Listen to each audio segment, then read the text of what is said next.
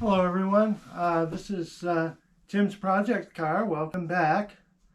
As you can see, we're working on the rear end. We got some painting done. I made the frame braces, which I'll show you later, on. But I'm beginning with a question that came up watching videos. There was some cam failures that were reported on YouTube, a couple of places that I visit. And I'm going to share some things that I did because I had two cams wipe out on me in the past. And the first one, I was unable to save the motor. I put another cam in it, tried to clean it as best I could, and the motor blew up later after putting two cams in it. The second time it happened, I went through a little more elaborate procedure, and at that time I learned about the zinc in the oil and stuff, because before that I had never heard of these things. And so when I dealt with the second engine, which still runs today, it's in one of my brother's rat rods, so a successful fix. Before I took out the old cam, what I did was I removed the oil pan. I cleaned that out very thoroughly, put the oil pan back on. I poured in 3 quarts of ATF, automatic transmission fluid. And no, I didn't start it like that. I used an oil pump primer and used a drill to pump the transmission fluid through the motor. This flushed it, out of all the areas that you can't reach. And I did this, and similar to when you're priming an engine, you prime it for 30 seconds or so, then you stop, you turn the crank a quarter turn, and you do it another 30 seconds. You do this a total of 8 times, because not all of the oil holes are feeding oil to all the passages all the time. A lot of people don't know that. So if you want to get to all the passages, you have to do that procedure. So then after I finished with that, I drained out the ATF, which was, of course, was dirty by this point. I put in 2, maybe 3 quarts of motor oil again, went through the priming procedure again, and then I drained that out. After that, I replaced the cam, put in Rotella oil at the time, the Rotella diesel oil, and then I followed the cam break-in procedure, and that worked.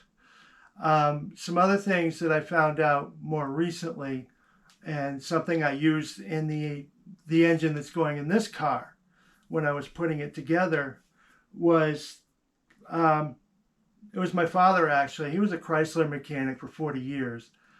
And a comment that he made was that Chryslers don't pump all the crud through the engine. And, he was making fun of me working on these junk Chevys.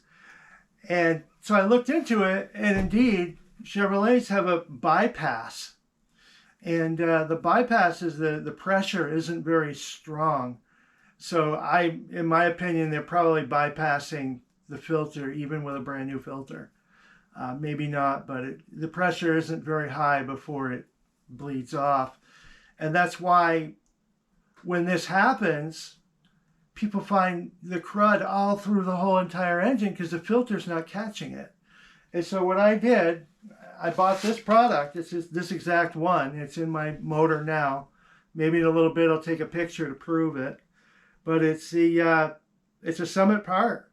It's an oil filter adapter for Chevrolet, and it eliminates the bypass. And it's $37.99 right here. This is the current catalog. It just came in the mail 2 days ago. That is extremely cheap insurance, because even if the repair works, you don't know for sure that it's going to, right? I mean, when I fixed that motor that my brother has, it could have wiped out another cam. I could have made a mistake, or I could have gotten a bad cam. I mean, from what I'm seeing on some of these programs online, people are getting bad cams or bad lifters. And so it could be out of your control whether it's going to fail. And so this assurance is a good idea. And one thing that Mopars used to do, like the old the famous 318s, that would run for 20 years. I have one outside, still runs great.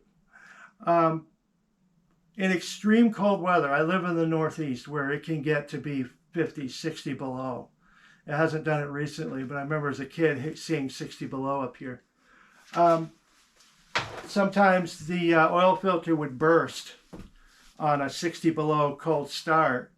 And so I don't believe this could possibly happen with a hot rod engine because nobody's going to start the thing when it's cold out like that. It's a summer toy, right? But I'm finding here on the same page, K&N and Moroso both have filters that are rated for a very high burst pressure. And so you can all but eliminate the possibility of that happening. And I can tell you the protection you get by not pumping the crud through the engine. That's not saying that some won't get through the filter, but this could save you because the first engine that this happened to, I changed the cam, I tried to clean everything, and then the motor blew up shortly after that. I don't know if it was caused by some shavings that I failed to get out of the engine or not. But this problem does destroy engines. Another thing that I looked into was Crowder makes a hydraulic flat tappet lifter they advertise will not fail because they designed it to put more oil on the cam face. A similar thing you can get from for solid flat tappets from Howard's Cam is their direct oil lifters where they have an EDM hole board right in the bottom of the lifter. So if you have a solid cam, that might be a good idea for you. Other things you can do, you don't see them in the catalogs, but from competition products, you can get valve locks that are offset. So what you can do for cam break-in is you can change your valve locks and set your springs 50 thousandths taller to reduce the pressure a little bit. That's a cheap way to make it a little easier on the cam for break-in, especially if, you can't afford like the break-in rockers. Like they make 1.3 to 1 rockers, but they're like $300. If you want to buy them, why not? But if you don't want to spend $300 buying a set of valve locks and then after break-in just switch them back, I think that's a good way to protect yourself a little bit.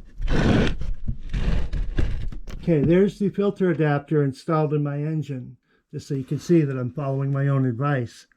And I do believe that can save you. It's a good idea to do. Another thing that might be handy for you is if you get one of those cameras that you can look on inside of engines with. And so if you can look into the engine and see what the lifters are doing, right here, if it was idling with the valve cover off, you could see that. And what I'm going to do with these old valve covers personally is I'm going to cut the tops off them so that they keep the oil in mostly, but I can look in there and see what's happening during break-in. I think that's a very good idea to do, because a big one that people mention is the lifter's not spinning while the motor's running. And so if you catch them not spinning, you'll know that you better shut the engine off before you create too much stuff to go through it. That comes to mind is the oil. Back in the day, it was always said the Rotella diesel oil still has the zinc in it, but I was reading bottles of that stuff today at the store, and it doesn't mention it anymore, if it ever did, but it certainly doesn't mention it. So what I'm thinking of going with is the Lucas oil, which does say, they make a 2050, it's a heavy oil. They also make it in 1040 and 1030 that has all the zinc in it that the old oils had. And I believe that's what I'm going to switch to, because I think that there's some possibility that the diesel oil doesn't have it anymore. Because if it doesn't mention it, you have no way of knowing.